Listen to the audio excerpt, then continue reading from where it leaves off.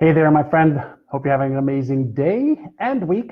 Welcome to my Achieve Even More show every Tuesday, 9 a.m. Pacific, 12 o'clock New York. Today, we're going to be talking about how your automatic thinking affects your financial success and wealth.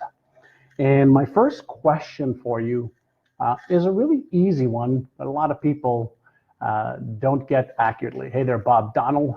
What is money?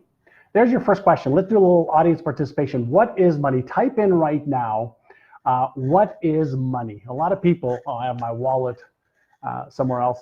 So a lot of people misunderstand money, and a lot of people are earning way less than they really can earn because they have these disempowering concepts around money, right? So what is money? Hey there, Grizel and Katrine and Sefika from the UK. Cheryl, good morning. Tina Young, good morning. Renu, if you can hear me and see me, hit the like or the love button, and then the little things flutter up on my screen. So what is money? There's the first question of the day, and we're going to talk about automatic thinking, automatic thoughts, and how they affect your ability to earn more. So hey there, Itza, Jackie, Balaji, Cynthia, Ladina, hello from Colorado.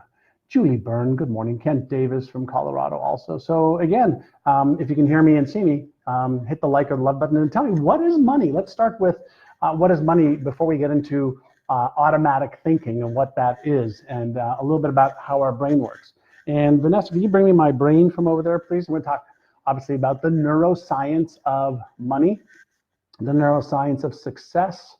Something that a lot of people always ask me about is the brain and money. So what is money? So Jennifer says, means to acquire goods and services. Sure, it's a currency of energy, Jacob. Freedom, time, that carry one item to exchange. There we go, Jack Heller. So let's understand money very, very quickly. We'll get into automatic thinking. I'm going to be sharing with you something that's critically important is your money story and money blueprint. And so once you understand some of those things, I'll give you some things to do to help you. So money, if you go back in time, did we have green paper with ink on it? Did we have the internet, to transfer money between people? No. Tribes exchanged money between each other. I'm sorry, they exchanged goods and or services within a certain geographic area. We used, whether it was seashells, whether it was berries, whether it was grains, whether it was something that a tribe hunted, they used it as a means of exchange. And so money, in its simplest terms, is nothing more than a means of exchange. Now, we created coins, seashells, chocolate, paper with it. When we used to have coins, the coins represented a certain value of money. And then when people started moving too far away from each other to carry the coins, we shifted over to paper. It was just a means of exchange. And then people put a different value on something. For example, if you were a baker and you baked a loaf of bread, and somebody else was took care of horses, you can exchange X number of loaves of bread for somebody to take care of your horse's hooves, or for somebody to cut your hair, or for somebody to give you different types of food. So money in its purest essence form is nothing more than a means of exchange. So first and foremost, if you agree with that premise so that we all have the same foundation, tell me in the chat, John, I agree. That's it, simple, simple, simple. John, I agree, right? Lee Miller says, spices, absolutely. So money is only paper. Stefan, nope, money is not only paper. Hello there, Luz. Right, so money was just a means of exchange. If you agree, say, John, yes, I agree. That's all I want to hear. So money is freedom for some people. Ayelet, for other people, money is a death sentence, so they hate it, right? So do you agree? There you go, Belia, hello, yes, you agree. Taba from Tunisia, Yvonne, agree. Okay, so what really impacts your ability to get more of it, more income and more wealth? Can anybody give me some ideas of what do you really think is in your way? And I'm going to get into automatic thinking around money in just a moment. But what do you think really gets in your way? I like to make these sessions interactive. That's the word I was looking for. So what do you think really determines whether you earn more money or not? What do you think really determines it? And we're going to get into automatic thinking for just a moment. And on that note, right, I still have people saying, so Debbie says myself, right? So Debbie says myself, right? So Nancy says resistance, and the answer is resistance to what? Jekaterina says subconscious beliefs. Yes, that's one of the things. Limiting beliefs. Cynthia says my thinking. Jack Heller says P and L. So I don't know if that's profit and loss or something else, Jack. Jennifer says mindset. Cheryl says your thoughts about what you've been taught. Your mind and your thoughts, belief of lack, intelligence. Okay, so nobody, has so far said my knowledge and my skill, right? Nobody has said my knowledge and my skill. And here's a question for you. Are there people that have the knowledge and maybe even the skill to earn more money, but they still don't, almost like there's some invisible barrier between them and earning more, right? Whether it's earning more for goods, for products, for services, or through investments. Is there a possibility that somebody could have the knowledge and the skill, or they can acquire the knowledge of the skill in a book, a course, a CD, and still not take action and achieve more income? Right? So Jeremy says fear after going through a brutal divorce. So fear is another one. So we have so far limiting beliefs. We have fear, right? Can hold you back. Fear is the barrier. So Lee says we can't earn here as no tourists. So hers is a limiting belief. And so Vino says yes. Amanda says yes. Patterns of thought can interfere for sure. So Lara says, I don't manage what I have well.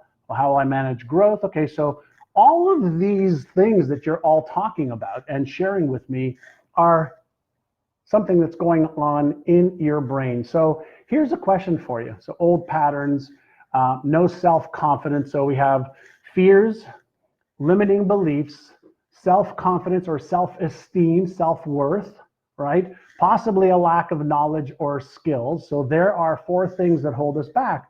And so if any of these things are holding you back, are they in your brain somewhere?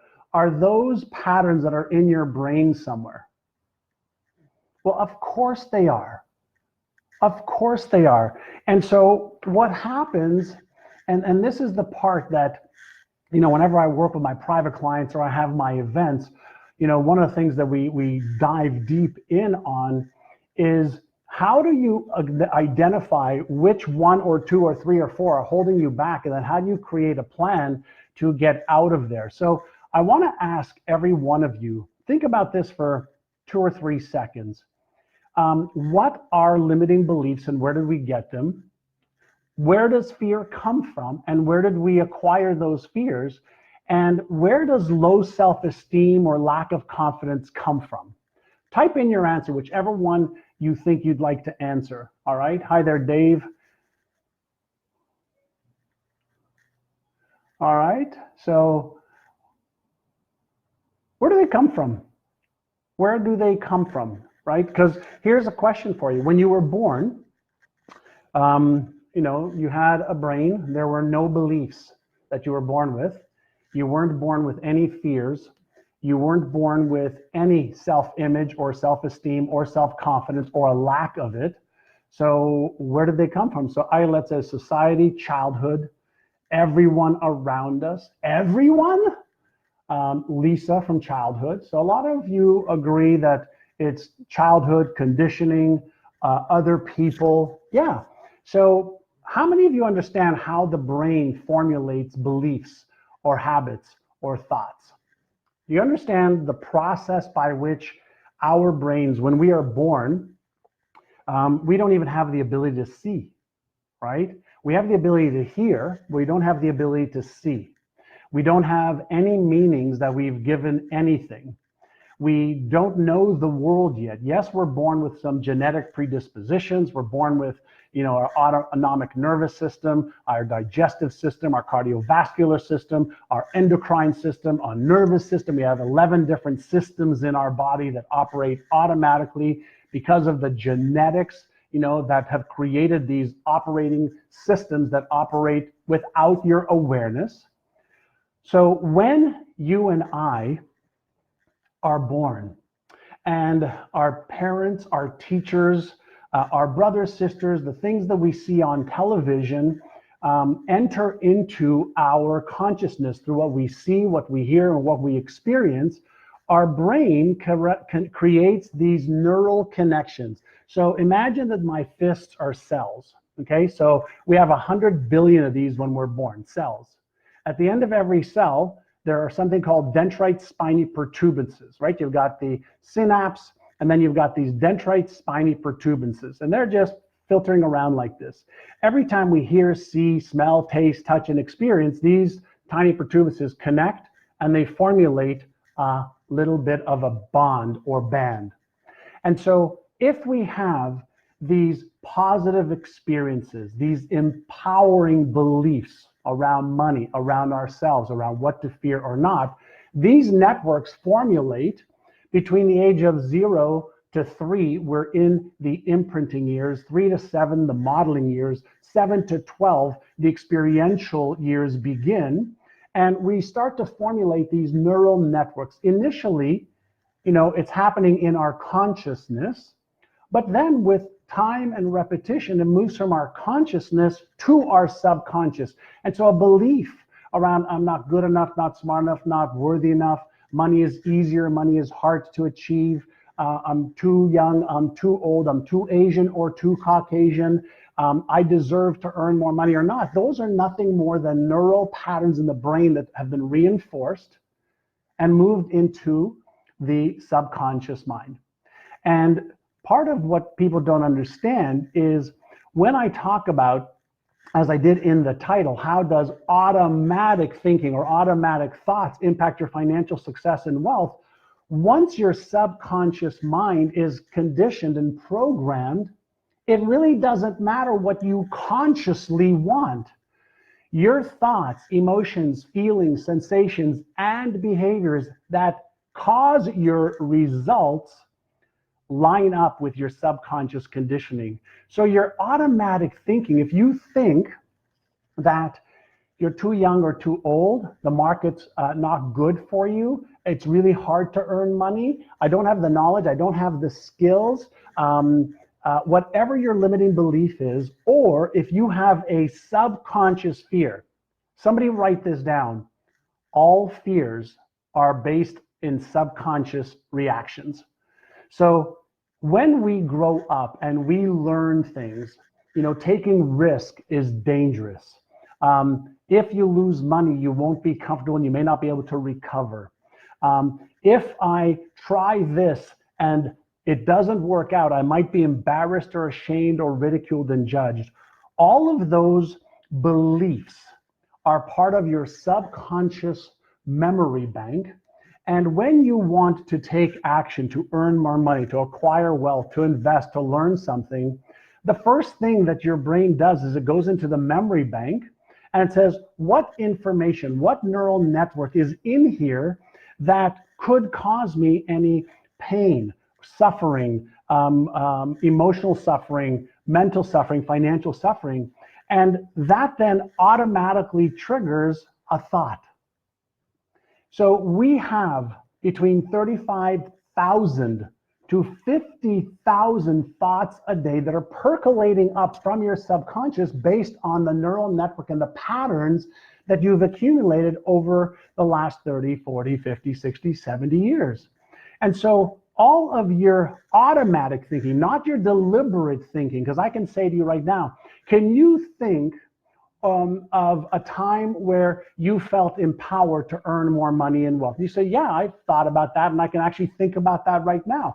That is using your conscious choice and ability to do that. But 98% of your thoughts every day are automatic based on your subconscious patterns. Does this make sense? Does this make sense? So if you want to understand how does automatic thinking impact your financial success, if you have a goal to double or triple your income, but you also have a subconscious pattern that's a limiting belief or a fear or a self-esteem issue, your conscious thoughts and goals and desires will be overridden by your subconscious patterns because there's something called neural dissonance. It's neural dissonance. Imagine if one part of your brain said, yes, let's make more money and let's have more wealth and let's live the lifestyle of your dreams. And another part of your brain says, yeah, but you might get hurt. You might lose your money. You might be embarrassed, ashamed, ridiculed. You don't deserve it. You're not smart enough. You're not successful enough to do that. Then you're going to have a little bit of a battle between your brain. And I call that the Einstein-Frankenstein battle. Does this make sense? Does this all make sense to you? So let me share with you something that might give you a visual of what's possible. And by the way, for those of you who like what I'm talking about and sharing, a few months ago, I did an event called Money Squared, the Neuroscience of Financial Success. And I brought in people that came in from all over the world, from Switzerland, from Germany, from Australia, from the United States, from Canada. People flew in from all over the world. And I taught 33 people the neuroscience of financial success, how to double, triple your income in the next 6 to 12 months, how to get out of debt faster, and how to take off the brakes from your brain. I decided to have another one. And so if you want more information about it, I'll have my team put up a link. There's a whole long page of information with testimonials for people who were just at my event about 60 days ago. And there were accountants, dentists, mindset coaches, writers. I mean, every type of person was there. So if you want to take a look at it, the link will be below. My team will put it up right now. But I want to share something with you that will give you a great visual.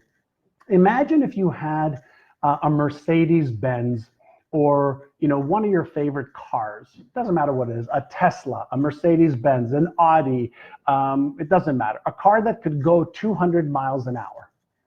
Imagine if the engine could go 200 miles an hour, the tires could go 200 miles an hour, all of the car was built to be able to go 200 miles an hour.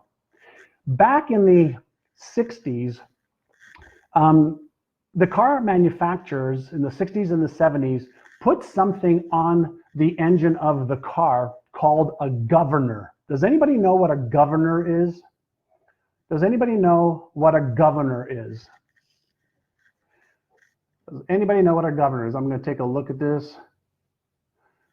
Leroy Cardinal, your mother was very, very smart. Right? So Cheryl, a Porsche Macan. Oh, okay, great. Does anybody know what a governor is? Right? A governor. All right. So a governor is a contraption that you put on an engine that only allows the car to go, let's say 50 or 60 or 70 miles an hour. So even though the car can go 200 miles an hour, when there is a governor, if you don't take off the governor, guess what happens? You don't go any further than the governor can take you, or the governor will allow you to go. So when you think of your brain, your beliefs, the limiting ones or the empowering ones, your fears, your self-esteem, and yes, the knowledge and skill, which affects self-worth, which affects your self-image, which affects your doubt, self-doubt, which triggers fears. If any one of your fears, limiting beliefs, self-image, or knowledge and skills is out of whack, your governor is set to keep you stuck. And so if you wanted to remove the governor, you have to learn how to access the part of the brain where the governor is, your subconscious mind. And so there are 5 key things that are really critical to understand about money and earning more and having more wealth. The number one thing that I know you're capable of achieving is at least 2 or 3 times more income than you're earning right now. The other thing I know for sure is that once you discover how to take off this governor that's holding you back, you can break free and achieve your goals and dreams. And what I want you to do is, after this training, I want you to take a look at the Money Squared page. Read what I've written there, and my team has written there. Watch the testimonies of people who were at the event just 60 days ago. These are smart people just like you that, for whatever reason, they felt stuck. They felt like maybe they're doing well. Maybe some of them were challenged financially, but they figured out a way to get unstuck. And if you want a way to get unstuck and take the governor off, take the brakes off of your earning ability, I highly recommend that you attend the event. Because one of the things I'm going to be sharing with you as well is this. Every human being has one huge relationship that they've had since the day they were able to understand money. And it's called your money story. Okay, so your money story. What is a money story? Right? What is a money story? Our whole lives are based on the stories that we are living. We are telling ourselves a story. You're telling yourself a story about how much you are worth. You're also telling yourself a story about how much you'd like to earn. You tell yourself a story every time you are buying something.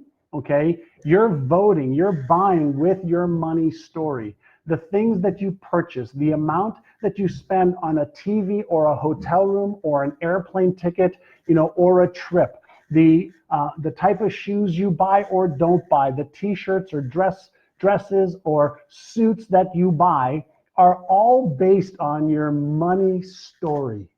And if you want to know what your money story is, just take a look at your results, because every decision you make that involves money is based on the hidden story that you have learned over your lifetime.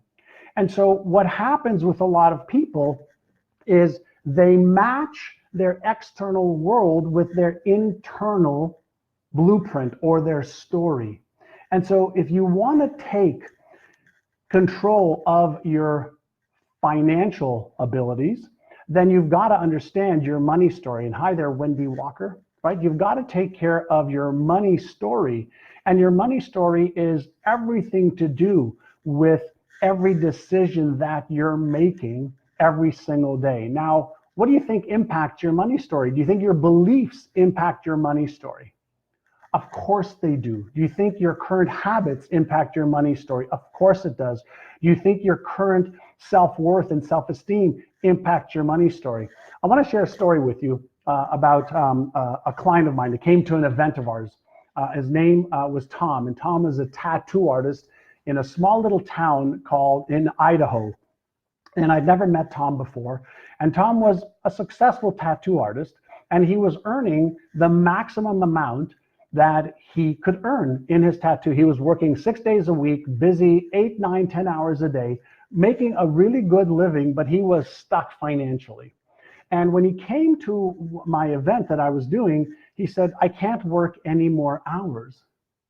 And I said to him, I said, well, why don't you just double your prices? One simple idea, double your prices. He goes, John, I can't double my prices. I'm charging $350 to $500 a tattoo. How can I charge $700 to $1,000 for a tattoo?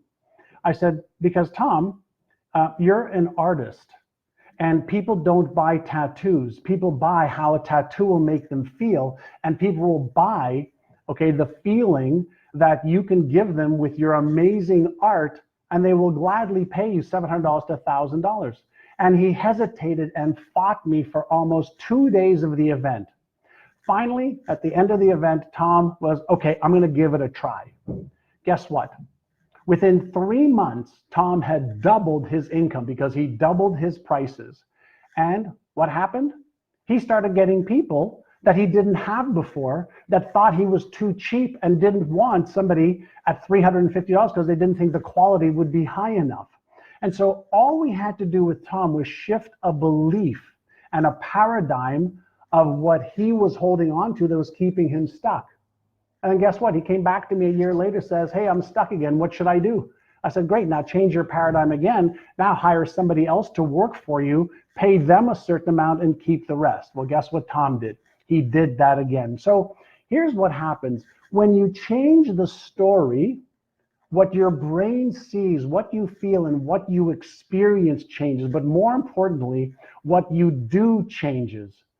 And so every one of your automatic thoughts, automatic feelings and emotions, and your automatic behaviors are because when we talk about financial stuff, and by the way, it happens for your relationship and every other part of your life, but since we're talking about money today, every one of your behaviors must match your internal money story, your internal thought pattern that comes automatically as a result of your conditioning. And so changing your money story is a skill. When you and I were kids, babies, to kids, it was our environment and our parents and teachers and siblings and friends and what we saw on television, maybe the books that we read. That's what gave us, the stories, the beliefs that we had. That's what gave us the ability to say, this is something I could do, this is something I can't. Now, here's my question for you. Do you believe that you're capable of achieving more, of managing better, of investing wisely and accumulating some wealth? Do you believe that you are capable of it? If the answer is yes, I'm capable of it, then again, I'm going to invite you to look into coming to my Money Squared, the Neuroscience of Financial Success event here in San Diego. I'm going to have less than 100 people at the event. Probably between 50 to 75 is what we're going to have in the event.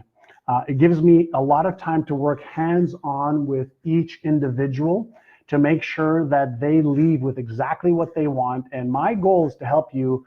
The reason for Money Squared is to help you exponentially over the next year, 2 or 3, at least double or triple your income, get out of debt, and accumulate the wealth that you want so you can live the lifestyle that you care to live.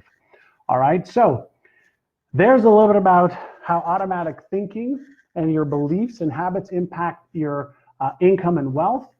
Here's something I'm going to share with you that I don't usually say.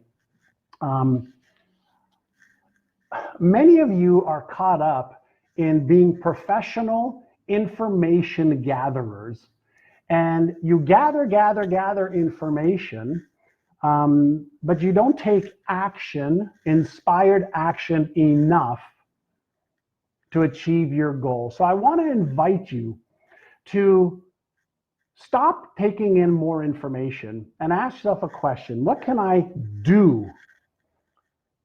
What can I do? And then create a little plan for yourself, okay, to do it. All right. And if you'd like some help to unleash your governor, get rid of it.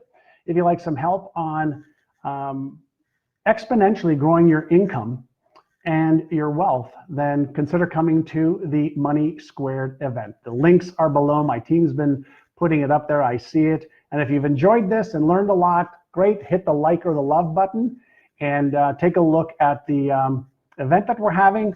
Come on down. I'll be more than happy to help you understand what's holding you back and how to get rid of it so that you can eliminate the governor off of how much you earn and the wealth that you have acquired or are acquiring. All right. Have an awesome day. I appreciate you. Boom, boom. There is a high five for you.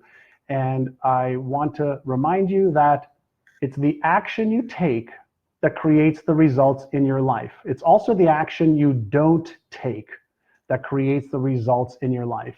And so you want to make sure that you focus on what's driving you taking action or not, and that is your beliefs, your values, your habits, and your emotions. Beliefs, values, habits, and emotions. And fear is an emotion that can either be used as fuel or to keep you stuck where you are. So there is your info for the day. There is your Achieve Even More training. I hope you have an awesome, awesome day. And adios, my friend. Bye-bye now. If you like this, by the way, do me a favor, hit the share button. Would you share it? Share, share, share, share, share. Let's spread the word. Help me spread the word. I like to do a lot of, complimentary training. And the only thing I ask for is share it and use it.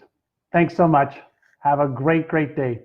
Tammy DeBrook, even for a caregiver. Yes, Joni Sanderson was a 66-year-old caregiver in Perth, Australia, that came to one of my programs. She was making $12,000 a year off a widow's pension and didn't feel she deserved to earn more because she was a caregiver.